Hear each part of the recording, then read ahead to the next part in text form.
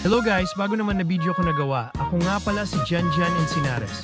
Kung bago pa lang kayo sa aking YouTube channel, please subscribe my YouTube channel.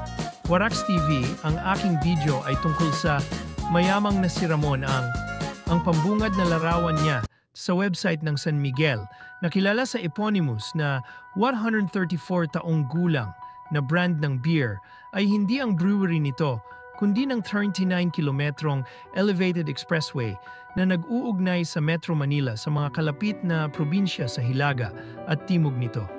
Na pictorially inilalarawan ang pinakamalaking stake para sa storied conglomerate ngayon.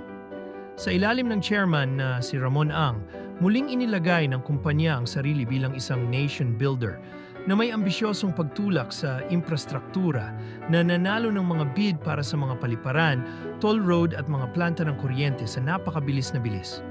Noong Marso, nanalo ito ng 171 bilyong piso, $2.9 billion na kontrata para i-upgrade at patakbuhin ang tumatanda ng Ninoy Aquino International Airport, NAIA, ang pangunahing gateway ng bansa kahit na nasa kalagitnaan ito ng pagtatayo ng bagong 735 bilyong pisong Bulacan Airport, humigit kumulang 40 kilometro sa hilaga ng kabiserang lungsod. Sa parehong buwan, inanunsyo ng San Miguel Global Power Holdings ang three-way partnership sa Aboitiz Power ng pamilya Aboitiz at Meralco Power Gen, sinusuportahan ng Metro Pacific Investments, na magkatuwang na pagmamay-ari ng Indonesian billionaire na si Anthony Salim's First Pacific at Filipino businessman na si Manuel Pangilinan upang umunlad.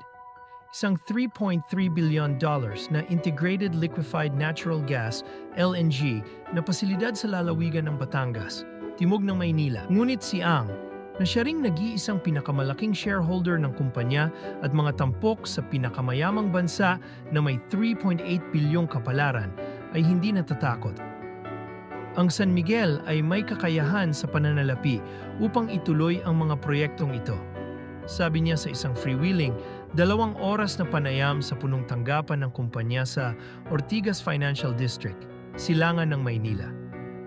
Ang aming mga plano sa pamumuhunan ay sinusuportahan ng isang malakas na balanse, iginiit niya, at idinagdag na ang mga nagpapahiram ng kumpanya ay magiging komportable kahit na may mas mataas na gearing. Yun lang, salamat na panonood sa aking video.